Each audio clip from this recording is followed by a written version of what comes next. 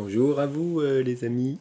Alors aujourd'hui, jour 1, 2, 3, on m'a demandé de raconter mon arrivée au Québec, comment je me suis retrouvé ici.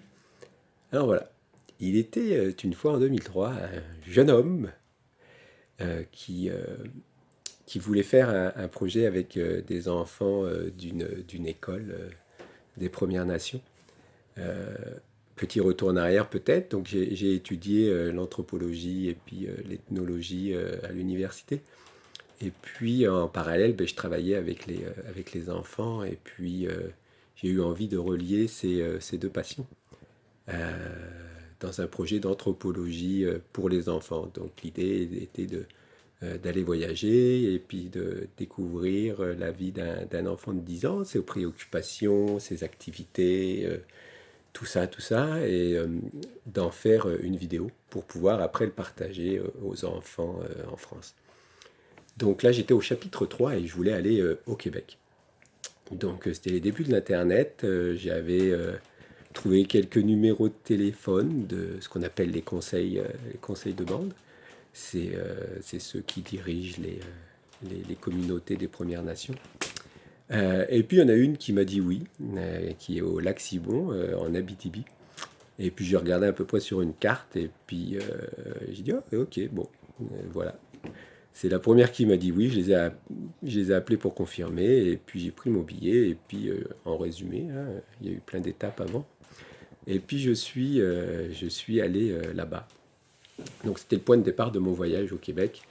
Euh, une grosse aventure qui a duré dans la communauté. Je suis resté 6 mois. C'était vraiment une période en immersion. Ça pourrait faire l'objet là d'une autre discussion très longue, c'était très intense et très touchant comme aventure. Et puis ça a donné donc un documentaire de 52 minutes que j'ai montré après dans différents endroits. Euh, ah oui, c'est ça. Et puis le point, le point avec tout ça, c'est qu'il me restait 3 semaines avant de rentrer en France. Je rentrais en France juste un petit peu avant Noël. Et puis j'ai décidé de faire un petit tour en pouce parce que je suis un passionné de voyage en pouce en autostop. Et puis voilà, je suis monté un peu plus sur le nord du Québec.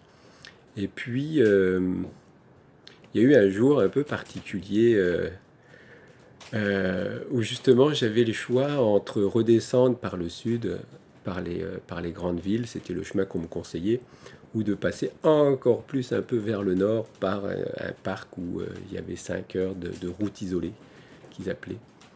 Euh, et puis j'ai choisi de passer par la route isolée. Non pas que je voulais mourir là, parce qu'il y en a qui disaient il n'y a pas de voiture qui passe là-bas, monsieur, c'est pas la peine d'y aller.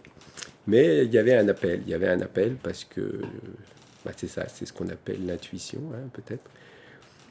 Donc bah, j'ai choisi quand même de prendre la route isolée.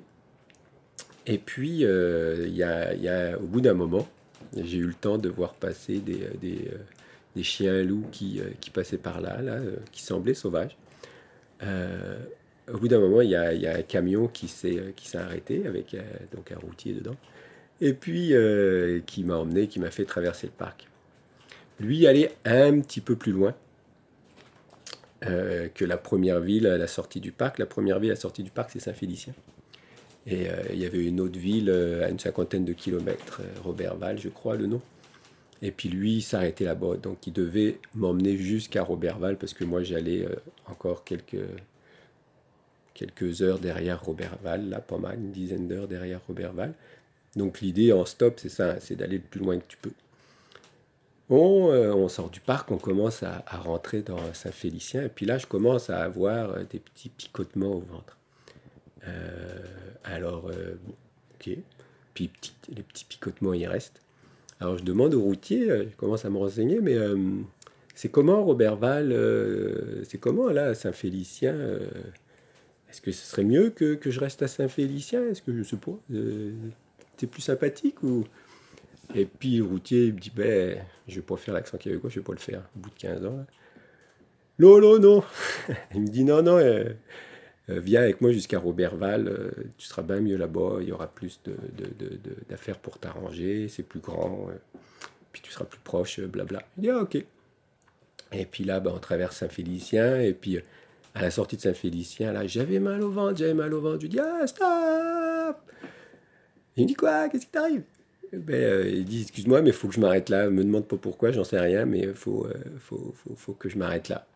Alors bon, ben, le camion était arrêté, je me suis retrouvé avec mes affaires en pleine nuit, là, puis on était à la sortie de Saint-Félicien, là, il y avait plus de lumière, donc je suis retourné dans le village, et puis là, il y a eu pareil, toute une suite de drôles euh, de coïncidences, enfin, de coïncidences, de moments où j'avais trouvé un petit hôtel sympathique, bien comme j'aimais, puis au moment de dire oui, ben, j'ai dit non, en me demandant ben, pourquoi j'ai dit non.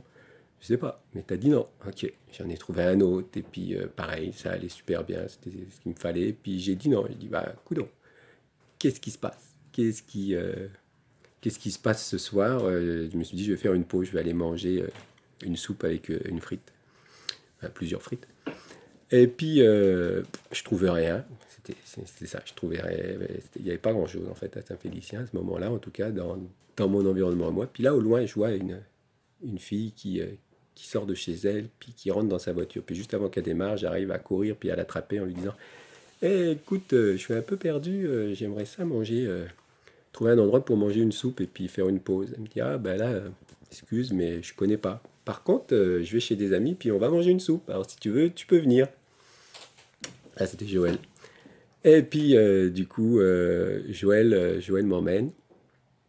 Et puis sur le chemin, on prend Virginie, qui est donc la, la coupable de ma présence au Québec aujourd'hui, parce que bah, c'est ça, il y a toute une autre histoire après sur nos débuts, mais, euh, mais en tout cas c'est comme ça que j'ai rencontré Virginie, et puis qui fait que 2003, 2021, 18 ans plus tard, bah, je suis installé au Québec. Il y a eu plein d'étapes entre-temps, mais comme dit le proverbe, qui prend femme, qui prend pays.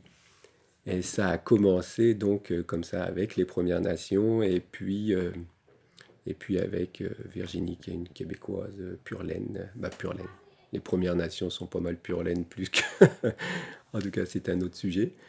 Et puis voilà comment j'ai commencé à venir au Québec. Et puis j'y suis venu plusieurs fois avant de venir m'installer. Et puis c'est vrai que c'est un pays tout à fait sympathique pour habiter. Voilà. Eh ben, écoutez, si vous avez des questions sur comment venir s'installer au Québec pour les Français ou pour les Québécois, comment, je sais pas moi, si vous voulez des contacts pour aller en France par exemple, eh ben, faites coucou. Bon, ben, à bientôt. Salut.